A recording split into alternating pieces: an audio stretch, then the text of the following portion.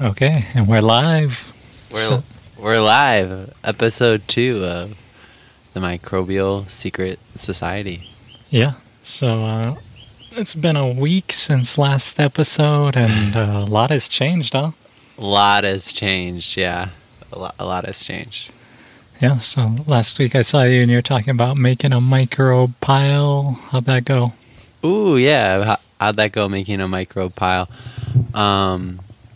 It was interesting because last week when I said, I wanted to make one and include Harry and all these people, it ended up just being myself making the pile and getting to share it with other people like during the process, but the ceremony itself of bringing the microbes back to life and reawakening them and holding that kind of space, it was just I guess an opportunity to practice it solo. Yeah, interesting. Yeah. So, but it turned out really well. The hottest the temperature got was 120. That was like the peak of it. That was probably on like day 4 when it kind of got that hot. But again, the pile didn't bloom on the top. It did the thing again where it integrated into the soil, and then there are these huge pad chunks of the substrate with the earth below, and then the mycelium is blooming, and it's blooming every day. It's not just like it blooms and it goes away. I don't know if that's normal or whatnot, but So I hear a lot of people on the internet talk about this bloom, or they didn't get the bloom, but I don't know. Every pile's different, and you're talking about it like kind of flowering on the top, or like you get a microbial flush. Is that what you're talking about? yeah, I've taken pictures of piles before that have been created, and it looks like a snow-capped mountain or something, where the whole pile is just like all white. And I know it's only during like a certain period of time where that happens. Like it's only like a small window, and it can happen, and you could miss it. But so maybe my thoughts are it happened either really early in the morning if it did do the full flush, or it happened really late at night, because I started the pile in the evening.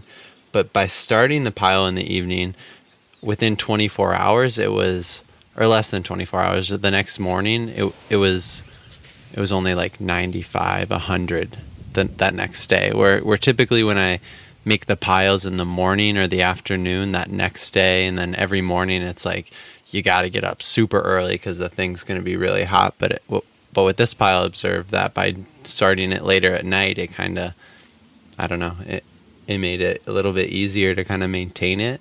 I'm also a big believer in kind of mixing it by hand. I feel like you go like way slower. I know that's not really feasible for farmers that might be listening that are doing it at a very large scale, but I think there's something to like slowing down and doing it by hand and really thoroughly mixing it and really integrating the earth into it. And the cool thing that happened was, when I started, I kind of cleared the air. Like it was just earth. It was in direct connection with the earth. But after about the 4th or 5th day, it was like all the rocks just like came up out of the earth, and now the pile's like full of rocks. And it was like, there were rocks below, but it wasn't like it's like the rocks came up from the earth, and then the rocks were so warm. It was like almost like you could put a rock on your body, and it's like a heating pad or something. And it was really nice to observe that. So the pile's like stabilizing right now. The last time I checked it, it was like back down to like, a little above 90 degrees. So it was kind of, on its way out, and then kind of made it a little lower to the ground. And then, I need to go check it, but I have a feeling that it's like it's kind of pow. Cool. Cool. Yeah. So in 1 week since last we talked, you created an entire secret society in your house, and you populated it to like billions of members, and they all got initiated and instructed in leadership training to work on your soil. Yeah, that's a beautiful perspective of it, but yeah, that's exactly what happened. And for this pile, I utilized the most amount of collections that I've ever done. It was like 7 or 8. I think 5 of them were from Mauna Kea, 2 of them were from the land, and 1 of them was like in between the mountain and where I'm at about 400. So it was like a lot of diversity in it. And I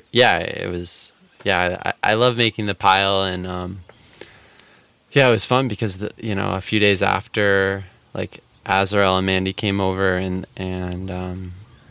he like asked to take baths in it. So he took woke up, and instead of doing like sitting and doing a meditation or something together, he just asked to be buried in the pile, and he sits in it for 5-10 minutes, gets out, and then asks to get buried again. And then it's really fun seeing his connection to it and how much joy it brings. And it makes me kind of think about, like, there's so many retreat centers and holistic places on the Big Island, and if there was a way to integrate this type of sauna therapy with the indigenous microorganisms on a bigger scale, where people could go and kind of meditate and lay in these piles, and they were always kind of going, I feel like that would be like epic.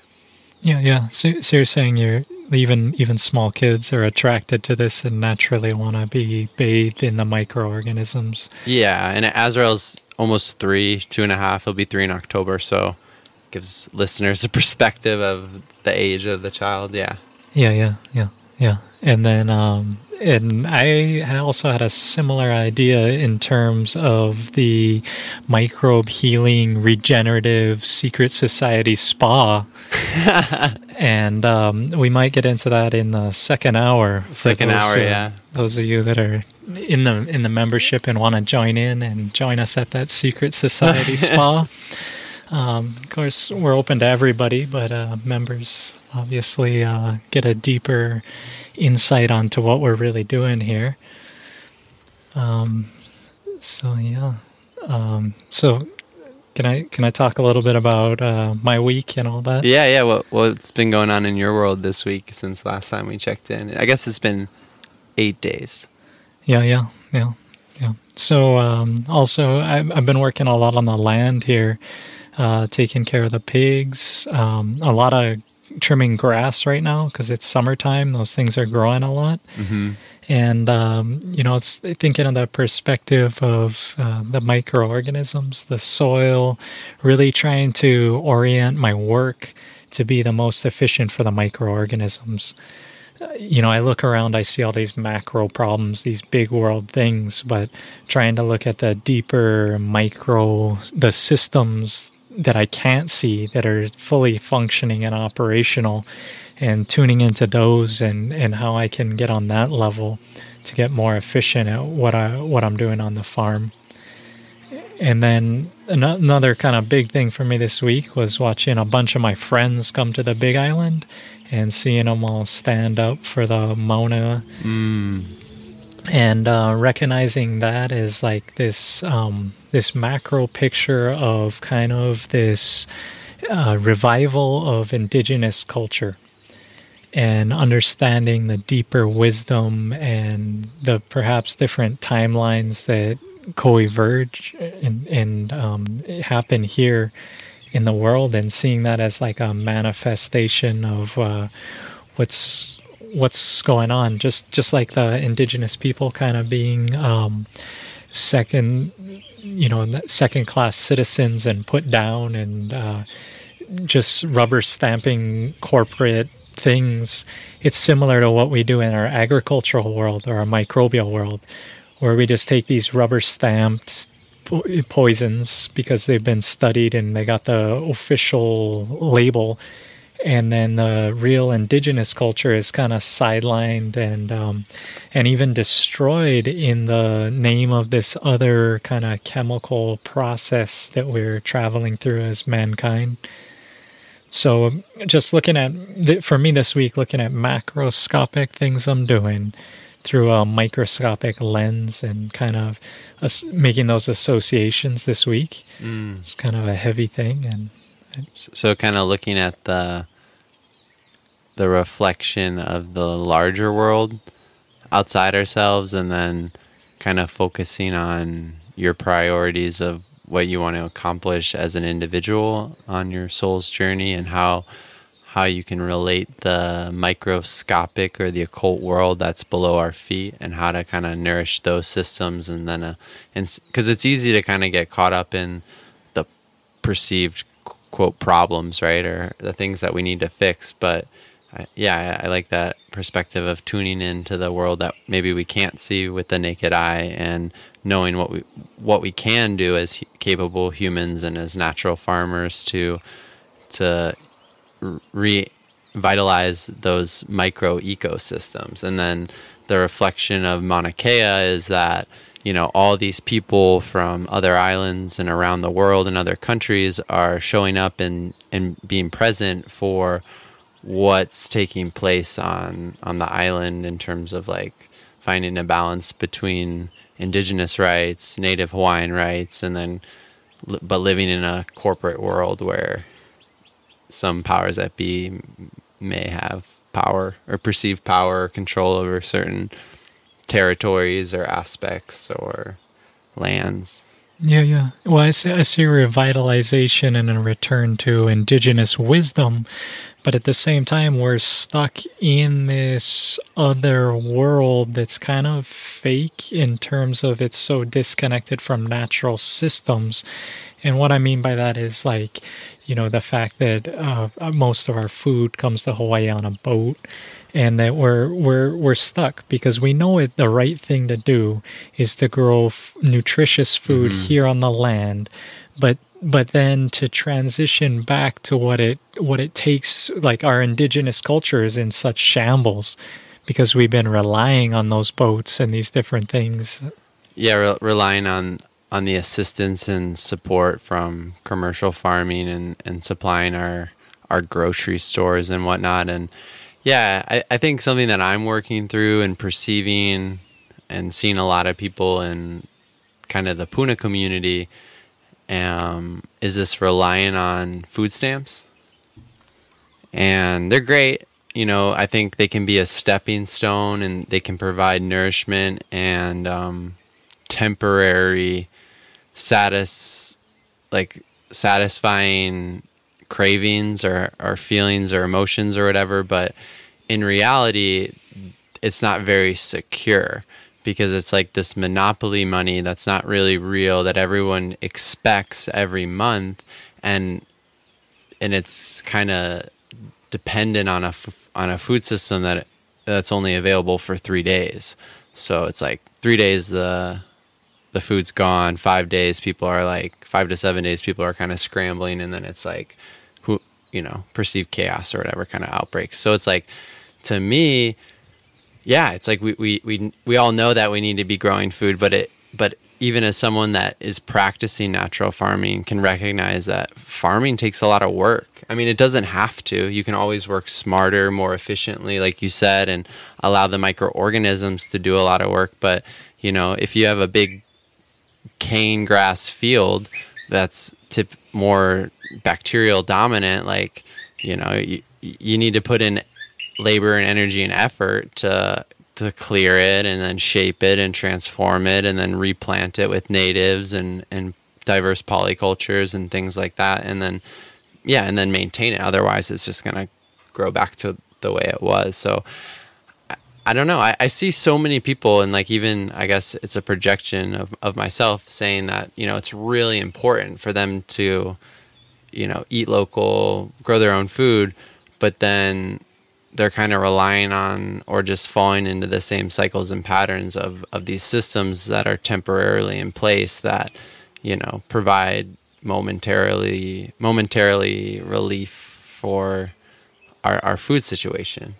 And it's like, real security is a indigenous microorganism library with hundreds, thousands of collections, hundreds of different seed genetics saved, heirloom varieties, and then, super diverse food that's growing, that's nutrient rich and dense and really healthy. So I don't know. It's like, what is it? Like less than 1 to 2% of the population is a farmer, and the median age is like 53. So 56. So I don't know. It's like, it takes a lot of work to kind of farm, and I think you really need to be grounded too. I catch myself kind of being kind of airy and kind of wanting to go with the flow and stuff, but it's like, in order to reap what you sow, you kind of have to, you benefit from being in the same place for an extended period of time, if that makes sense. Yeah. No, I mean, you covered a lot of stuff there, but to kind of go back to the Puna guys and their food sovereignty, I think what I was getting at with my observations this week is it's like I belong to a group on Facebook, and it's like this off-grid group.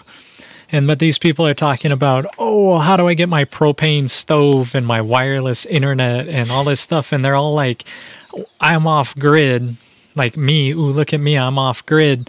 But their footprint is completely on the grid. Like all the batteries they bought were on the grid, so they could live off grid with their little like 2% thing. And I'm not trying to like pick on anyone here. I think we all fall into these levels of hypocrisy, and that's what I was trying to get at with the revival of indigenous culture on this macro level, is that once we reinitiate ourselves into the secret society of the microorganisms and the secret society of nature, now we come back into these true like off-grid scenarios where it's not like, I got all my fertilizer from the mainland or from America, and then I'm going to grow food in Hawaii here.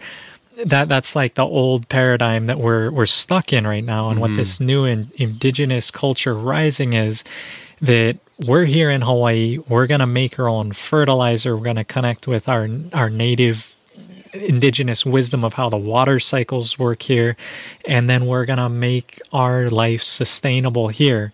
And it's truly kind of getting off grid again, but not in like this sense of like, I'm sovereign, but then I still eat from Safeway or some other, chain retail that's grown some other place and has its own set of footprints that enables me to have my priority footprint.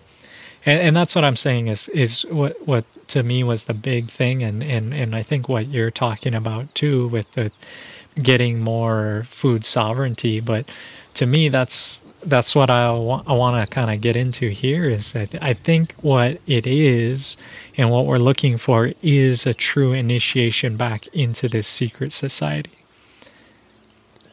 The micro one, and then as that blooms into the macro one, because it's the same function we see in the IMO that we want to see in our macro community. But then finding a balance between recognizing that in the present moment we are in the technology age, and then finding a balance between the indigenous cultures and the way that the people were living in harmony with the land. But then, do you just throw out technology? Do you throw out these tools? Do you throw out these things that we perceive we need, or can you utilize them as tools? Can you utilize them for righteousness, even realizing that it's creating maybe a footprint? Or I think that's actually the challenge of our generation. And should we just throw out these things, like if we manufactured a bunch of iPhone 9s, should we just throw them out and not use them because they're not the right direction? And I think that's what actually this TMT is about, is we don't necessarily want to throw out the next iPhone, but we want to critically evaluate the path we're on. What's the trajectory? Are we going to are we as a society, as a culture, as a secret society of people working together, Are we expecting iPhone 10 and expecting that to save the world, or, the next gadget to save us? Or are we going to like put in a trajectory change that says we're going to initiate ourselves into this secret society? We're going to find integrity within ourselves to live within our natural ecosystems, our natural surroundings, and we're going to dig in and we're going to bite the bullet, because the generation that makes that decision is the hardest one. It's like the generation that decides to get off using crack. We've been using crack for like 200 years, 300 years, and we're going to be like, okay, we see it's damaging the family, we see it's damaging ourselves, we see it's damaging our job, our whole ecosystem, and we're the generation that decides to get off the crack and to come back to the secret society, which is the Pono right way of living, integrity with ourselves and our ecosystem. Yeah, I definitely agree that any sort of like relationship that you have, right? It starts with your relationship with the creative or the creator, or however you want to perceive it or call it.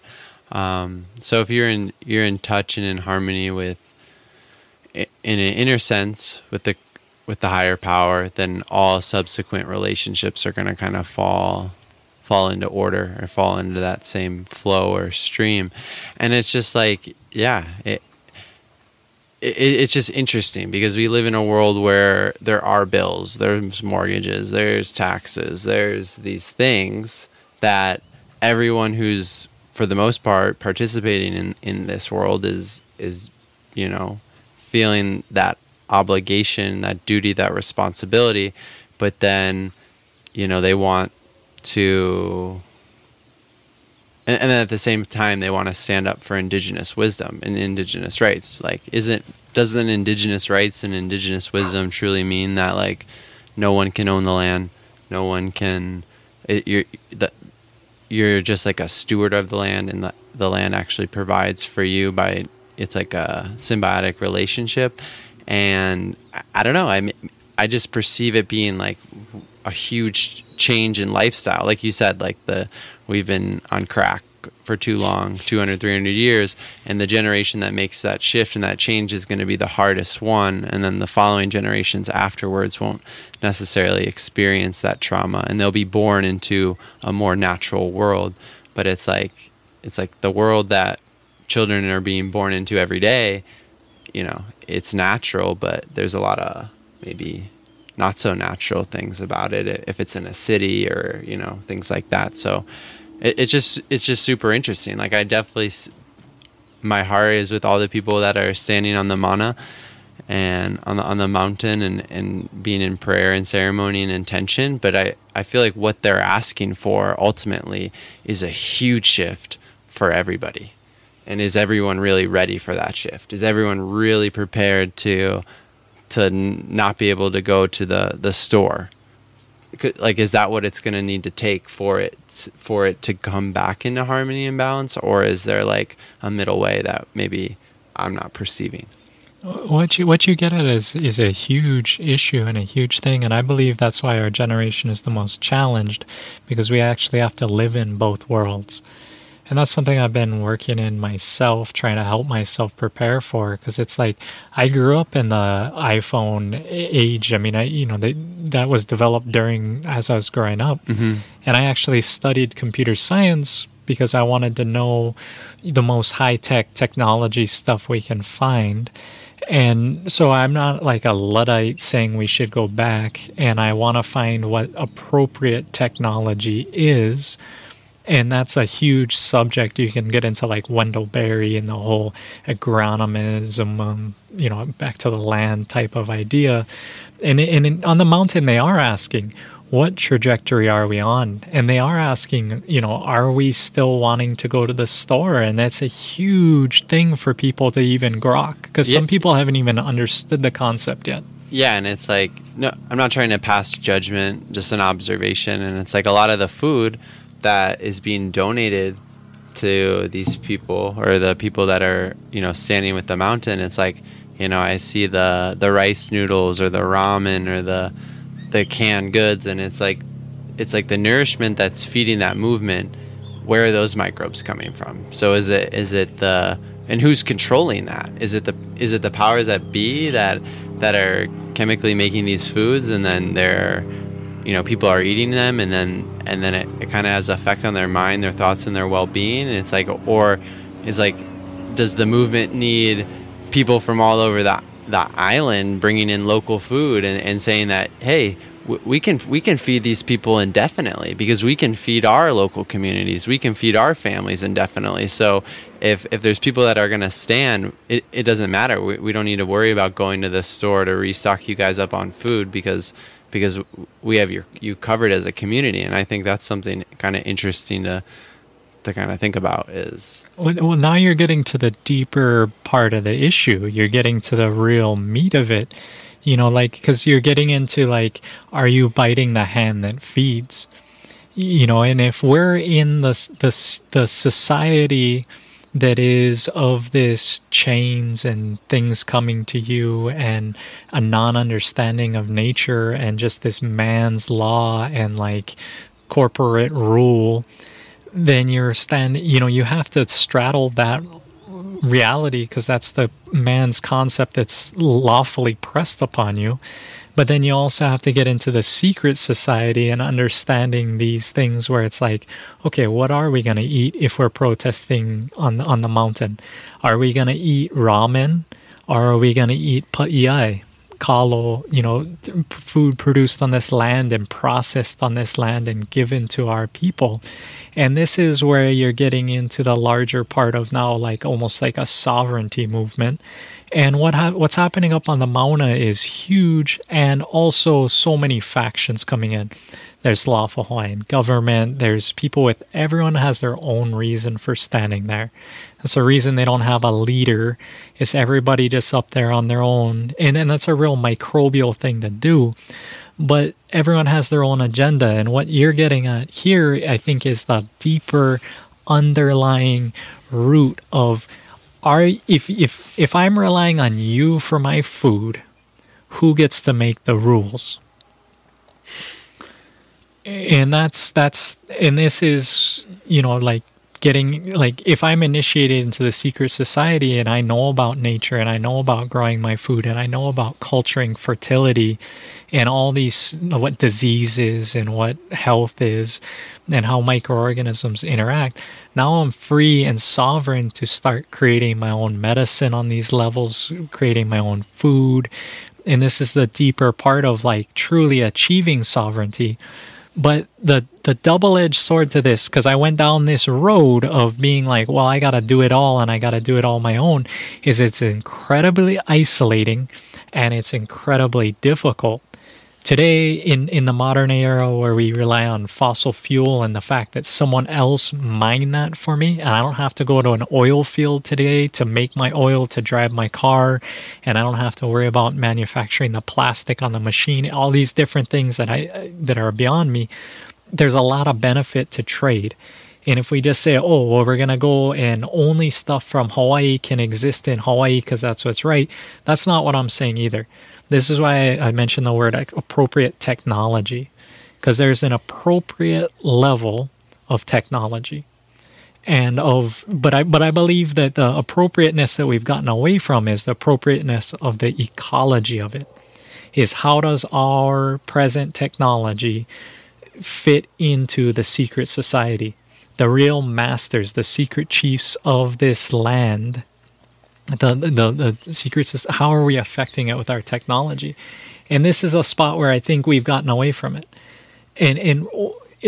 But David, even furthermore than this, I like the fact that I drive my car, and natural farming gave me a hope in a way that I realized I can drive my car as long as I'm spraying microbes out of it.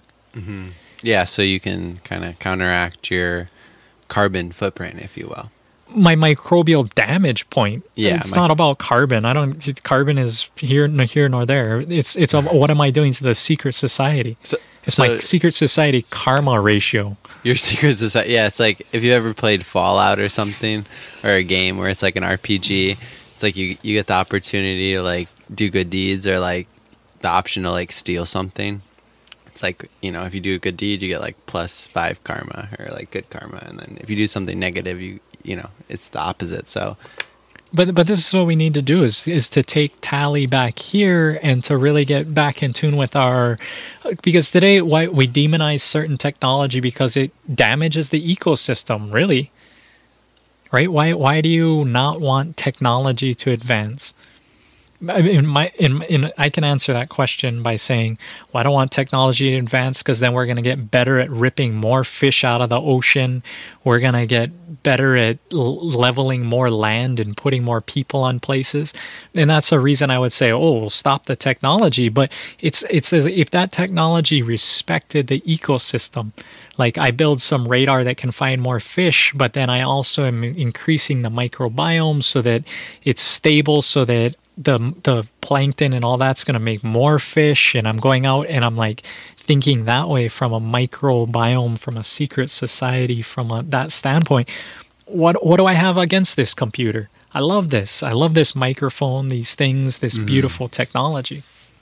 Is that starting to make more sense of where I'm coming with this? Yeah, like your intention, and then being not just your intention, but being very thoughtful and having foresight of what the consequences of your actions are, and how they're affecting, not just where you're at, but from the top of the mountain all the way to the ocean and everything in between. And it's like, yeah, not looking as I don't think looking at anything as like an absolute is healthy. Technology is evil, technology is awesome. Like both can be true. Both are true. Yeah, both are true. But it's like how can we utilize these tools for righteousness, and for promoting the secret society, and for promoting health and wellness and diverse cultures. But what I'm saying here too is that this actually gives us a measurable way. Did we increase the amount of the secret society and the good members in our secret society, or did we decrease it? Like when the next iPhone comes out, does it help the secret society, the microbiome, or does it hurt it? Because if you're launching a new iPhone and it's helping people take better care of the earth, I'm all for that, bro. Get that next thing out, get it shipped, get it in everyone's hands today. So that makes me kind of think of like, that's kind of putting a lot of, I don't know, pressure or whatever. I don't know what the right word is to describe it, but a lot of energy into the creator of it. So the creator of the iPhone, but it's like, couldn't two people be given the same tool, whether it's an iPhone or something else, and one person perceive it as a way to help the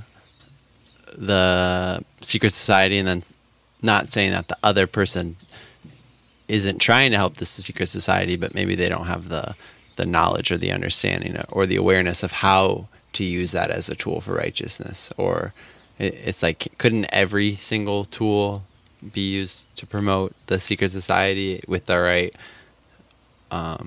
imagination and creativity and effort? Right. And then that's where you got to get down to like balancing it. Like just like me forging a machete is a lot different than me like deep mining for molybdenum to make magnets to put in this thing. And and that's where you can like actually quantify out these larger projects and our larger human endeavors and see what trajectory we are on. But then that goes to scale, right? So you have all these different beings at different levels and understandings and paths and journeys of consciousness, and they're all thinking on different scales. They're all operating on different scales. And we kind of talked a little bit about last week about the 10x rule and how I was wanting to, apply that more and more to my life. And then it's like, when you do start acting upon and putting whatever your goal is, putting 10 times the amount, timesing that goal by 10. So if your goal is to make $1,000, make it $10,000, and then coming up with a list or a plan to achieve that goal, but putting 10 times the amount of effort and energy into it than you initially thought or initially planned for. But then when you start operating on that level, then all your interactions are kind of happening at a much larger scale. And then, I don't know, then that creates more like influence and perceived power and control. And then it's like there's people that are probably operating on an international level in a business sense that are having an effect on so many different coastlines or mountains or rivers or things. And maybe the CEO or the president doesn't have that awareness because they're just really in, like, narrow focus, or just really focused on their goal of achievement, and they're just kind of trying to get from here to there. Right. And that's what I'm talking about, is that consciousness, that if I'm just producing iPhone 10 for whatever reason, then it's about that consciousness of, like, am I aiming for this? Like, what are we aiming for as a human race? So a great example that I think can kind of relate is the Maruyama Spray. Yeah. Okay. Yeah. You go to a fertilizer store, grow store, or whatever. They're selling it with, like, the intention to spray chemicals. That's kind of how it's designed. If you read the packaging, the labels, the things like that, there's like a chemical or an insecticide, a pesticide, like level to it, or like a switch. Right. So it's like someone in the secret society looks at that tool and they're like, oh my God, I can utilize this for remediating the soil. And then now I can, instead of, gathering 5-gallon buckets or whatever it is and pouring the water, I don't have to carry the water, and it makes time more efficient, and I'm able to spray more microbes and heal the soil, and it's speeding up this process. So that has nothing to do with the intention of Maruyama. That has everything to do with the perceiver of that tool. Right. In a way. So it's like just going back to, like, I don't think we need to, like, look to Apple to be the ones that are looking for food sovereignty and food security and sustainability. I mean, that would be great, but in the commercial world, they want us to keep buying these things. They want us to keep us moving. They want us to, be more dependent on other things and not necessarily do it for ourselves. So Right. And I hear that, and that's what I'm saying is I think that is, like, from my personal take on it, is that's what the TMT movement is about. Like, the corporation wants to put this telescope up on the Mauna for, these reasons, because they want us to keep doing things. Perhaps Gordon and Betty Moore want us to continue buying microchips to process all the data that we get. I don't know what where you follow the money to. Maybe they're just altruistic. I'm not sure. But the point is, like, that's what our generation gets to do, and that's our reward, and that's our challenge, is we get to repurpose these things. Like, my truck was designed to just drive around and joyride. The Ford Motor Company that made my truck here, their intention for it was nothing what I intend on, or what my generation or the people that have this conscientious thinking are thinking of it. They're looking at that as, wow, we can use this as an earth vehicle to move our supplies and people around to where we need it, so we can do a better job healing the earth. And that is what our generation gets to do, is repurpose these things that were made for whatever. I'm not sure what the previous generation was thinking when they made Apple Computer, or when they made iPad, or when they made, all these things they made. They had a whole different conception of what the world was, what it is, and as an ecological person, as a member of the secret society, because they weren't initiated, right? They were just making this material just because they were going to do what they were going to do. But now that I have this knowledge, now that I know what to do with it, this is what our generation gets to do. We get to be the people that repurpose these tools. And so I'm not saying the Kuleana lies at Apple to make a device to clean the world. Because I don't think that is where the Kuleana is, but that is what you and I get to do as, like, indigo hippie star children of the next generation in the Aquarian beautiful bed, I don't know, I was going to put another B in there, but what we are is the repurposers and the restorers of this. And what I'm saying, so that's really what I'm getting at. Is that because I think we're on the same page. Yeah, we're definitely on the same page. And it was a good, thought-provoking question, and kind of, I feel like we dived pretty, like, deeper into it and kind of hit some different points that are different perspectives that maybe people who are tuning in can appreciate. Yeah, and for me, it's a balance of what I know and what I can do, right? Because I look at it and it's like I look at the Earth's problems and I'm like, man, I can fix those like tomorrow with a little bit of microbes here, some plant stimulants, biostimulants there, and we're healed. I look at what they're doing up on Mauna Kea, where they have porta potties and they're pooping in these things and mixing with this blue chemical and then creating a waste product. And so I'm saying, like, these exact people that are talking about in restoration of the land, we still have a ways to go. And what I'm saying is this is just a flowering, a waking up. And that's what I wanted to talk about for me, is where I see these macro, microcosms merging of how and what can we do. And this is where we got to get real with ourselves. And we say, okay, where did our food come from if we're up here? Where is our shit going? And what is the quality of our water that we're drinking? And those are just three things that are like, the starting point. And once you understand the secret society, you can understand, okay, our food, we want to grow it with the best microorganisms. How can we do that? And now this is a new perspective to start thinking of your whole life from the perspective of the secret society. Our shit, where are we going to go? Where are we going to poop? And you start thinking of the secret society, think, oh, this is actually a resource. If I get the right microbes, they'll ferment my poop into actually some of the best plant growth or animal stimulants or earth rehealing stuff. And then when you think of your water, you think, oh, how did I clean it? What is the energetic value of it? Is there living life in there? What is it doing to my inner secret society when I ingest this water in these ways? And those are just starting points. And that's what I'm saying, is like this movement rising up as a point of conscientiousness that I feel like, oh, I could go up there and tell all these people, oh, microbes, join the secret society, all this, like, I'll fix all your problems. But in actuality, what you get today for joining the secret society is just the second hour. Because really it's up to you to listen to the second hour, to get all this knowledge going in your head and get yourself initiated so that you can start to understand how to approach these questions, right? Because when you think of the secret society, and that's what I'm saying, is like that's why I was excited this week, because we have a chance as Hawaiians as to change this whole world, because the whole world is watching Mauna Kea. And if they're going up there and they're shitting in a way where, oh, no smell, no clean, it's actually a resource, where their food that is powering this movement is all grown on this island. It's not flown here. It's not grown by people in some other place where they worked not good conditions. It's grown by people who enjoyed growing it here.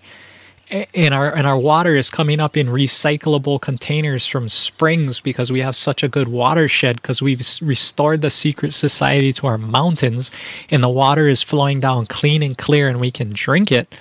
Now we got a movement, right? But if I go and I say that stuff, I look like a real dick. Like, oh, Drake, da-da-da. Oh, if we could only this and that. Oh, da-da-da. I'm white and privileged, right? I'm this person that comes in. But that's what I'm trying to do with my white privilege, is really trying to understand this, to spread consciousness, to humble my ass, not to just go up there and be like this and that, because I can't do it alone. I need to, what I want to see is more of us get initiated into the secret society, that these thoughts naturally flow to each and every one of us. Not through some leadership guidance like I'm telling you this and that, but you get so deep into these things that those ideas are manifest throughout the universe, is what I'm trying to say. I'm not special to have these ideas. I'm just coding myself in indigenous culture and bringing the secret society so near to me that those secrets are whispered into my ear. So, I've been ranting here for a bit and talking, but this is really what excited me this week, and trying to share this deeper bit of, as a world right now, this day, we have a chance to shift the trajectory. And if you start to think, okay, I'm going to produce this product, and you're thinking, what is my effect on the secret society? Because right now we're producing a product. What is our effect on the secret society? What is the effect on what product specifically are you referring Well, we're to? selling a podcast here. We got the second hour coming up. It's almost there. People are excited for it. They want to hear more. We're producing a product. Yeah. What impact is this having on the secret society? What impact? Maybe it's an opportunity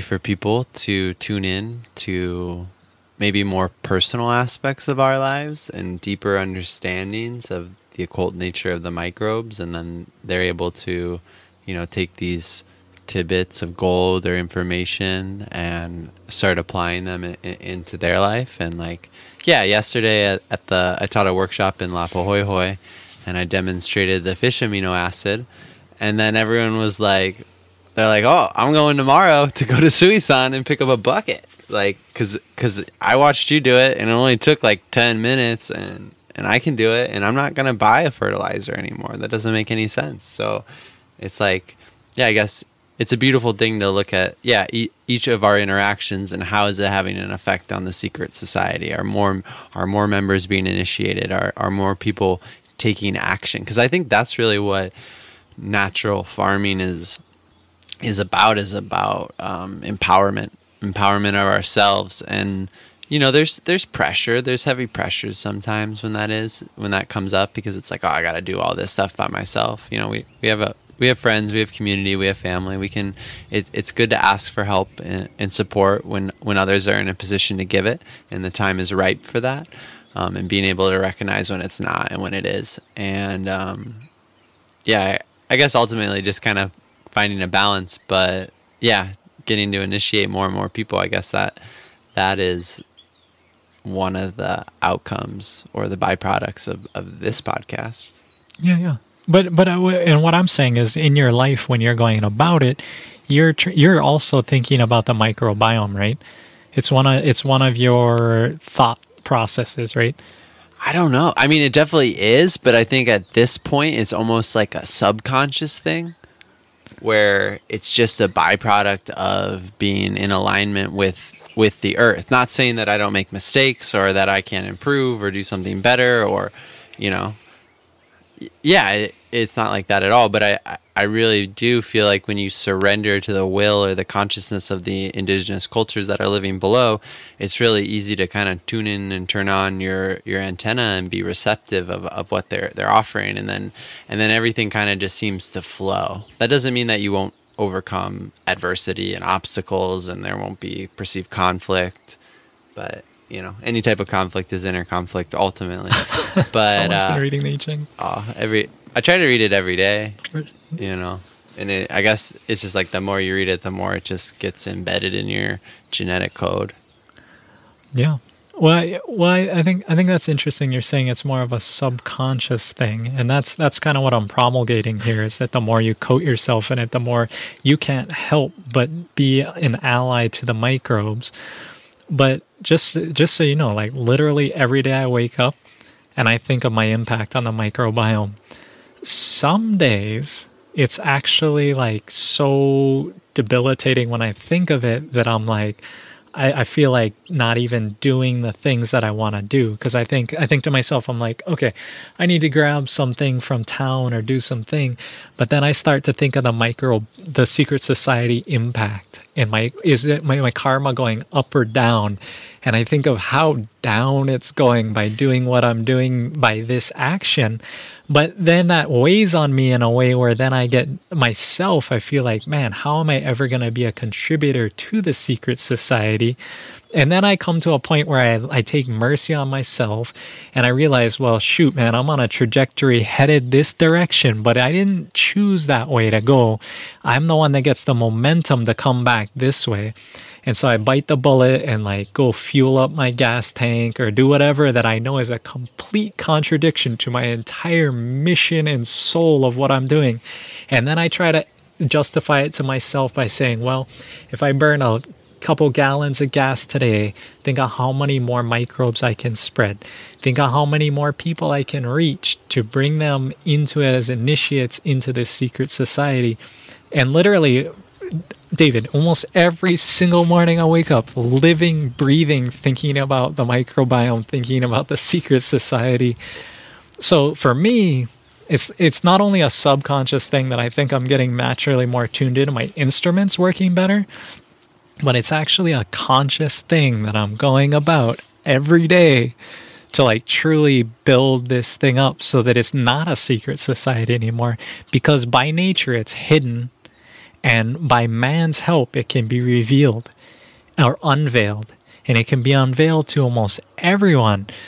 But the key is to buy the second hour, because we go way more deep into this stuff. Yeah, way deeper, way deeper. Tune into the second hour for more esoteric secrets to be revealed. But yeah, I really appreciate you sharing that. It's good that that's a part of your daily practice, to really kind of tune in to, these are my intentions for the day.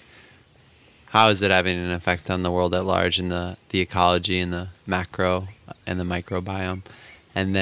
But then also, not being too hard on yourself when you're like, oh man, this one thing that I want to do, it's like negative 20 microbe karma points.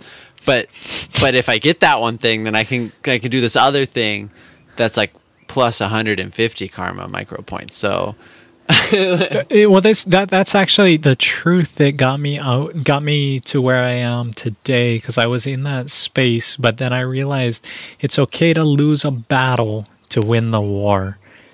And so using that analogy, that kind of mindset of realizing like, and this is one of the weird things, is it's actually going to take a fair amount of ecological destruction to bring ecological restoration upon the earth. And that's one of the things that like for instance, if you go and you terrace your land and you all of a sudden make swales, so instead of the rain coming down and just washing all the nutrients off your land, they actually sit in swales and sink into the ground. To run the machine to do the swales, you damage a lot. You kill all kinds of the secret society. But once those swales are installed, it's better. And so this is a thing that I grapple with, is that concept right there, that itself.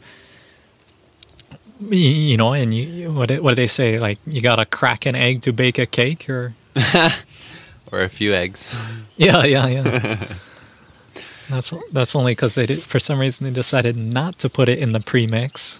I think that was a psychological move to make ladies in the past feel like they were still efficient when they got pancake mix in the mail, and instead of just putting it in the bowl and just adding water, they're adding water or milk and an egg. Yeah, and that they had to add those things so that they would feel like useful.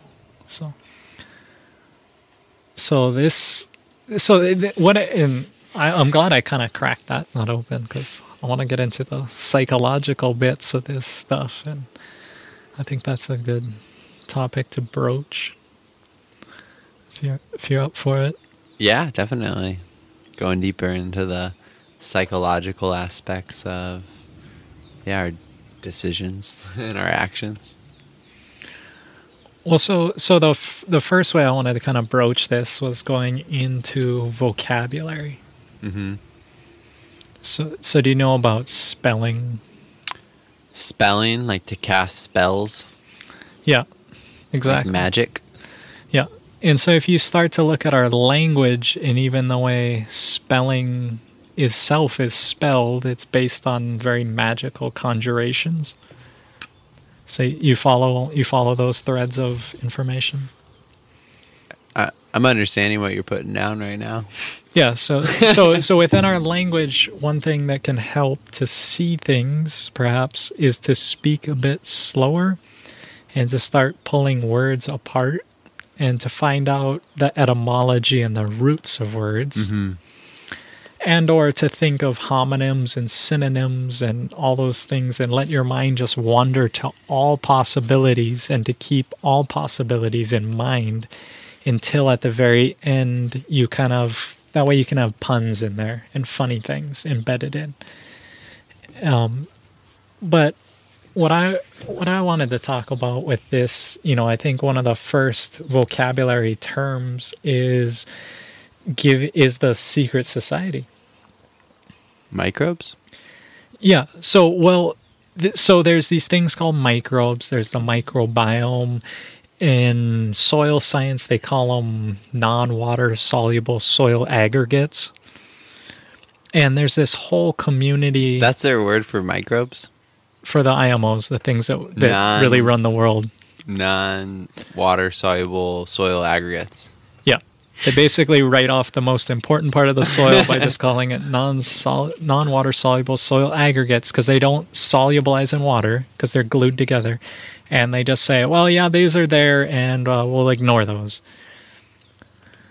But what I'm getting at with vocabulary here is that I think that if we start like this meme that we've generated here, this idea to attach secret society, laws and rules and organizations and these things we recognize in macro society and attaching this to this microbiome, that we've created a meme and we've created something people can attach to.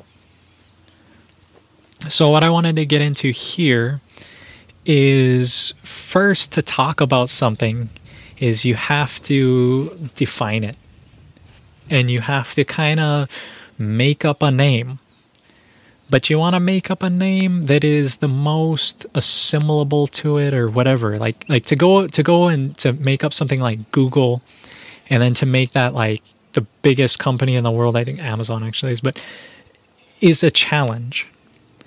But what I want to talk to you, like just to start off this mind control idea, is that if I have something that I want to sit on and it has legs and a back, if every time I sat down and I said, hey, get me the thing with the legs and the soft cushion and the back that I can sit on, that's how many words I had to say, versus what I can say to you is, hey, get me a chair. As soon as I have a chair in the word, that atomic unit of a chair, all kinds of ideas popped into your head of what a chair could mean, right? Mm-hmm. And what you and I commonly share as a chair between us could be radically different. So the picture that pops into your head when I say chair could be something radically different from the thing that I say when I talk about a chair, right? I could be thinking of a lazy boy, and you could be thinking of a throne, let's just say. Mm-hmm. But what that gave me was a thing where I could say chair that had these common characteristics between it, and it saved me a lot of breath. That I didn't have to say, hey, give me that thing with the legs on it that I can sit on that has a back that's kind of soft and all that, right? I just said chair. And chair encapsulated all those ideas, but chair also has its limits that I could cut down a tree in the forest and then say it's a chair, right? Mm-hmm. But that's kind of a stretch, right? And I could have a lot of these different things that represent what a chair is. But what I want to get at is that's why this concept of giving something an atomic unit, a reference point, that I can call it a chair, and now you and I can refer to it, we can have conversation, we can talk about it, we can now discuss it and say, oh, well, I'm making a chair this Saturday, and you have an idea of what I'm doing. And then I can say to you, well, I'm sitting in a chair, and you have an idea of what's going on. It gives us this vocabulary, it gives us a way to interact, and it gives us a way to interact in this way that we've created this atomic unit. And so that's what I wanted to do here with the secret society, is take this concept of what we've been calling all these weird things, this microbiome, the human gut, the soil food web, all these things, and I'm going to compress them all into the secret society. The microbial secret society, I guess, which is kind of weird that I have to put the microbial part there.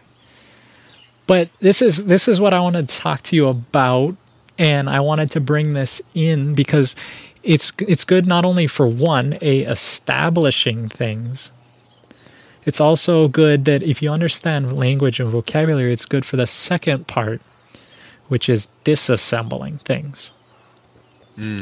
So being able to understand the root the root meanings of the words. Well, a name is power. And what I mean by that is if I have something and I say to you, chair, that's power. You know how to mind idea. You know how to meme pop. Hey, so that wraps it up for our free episode. Thanks for joining us. If you'd like to catch the full episode, go to microbialsecret.org and join the Microbial Secret Society. Thanks, and see you soon. Aloha.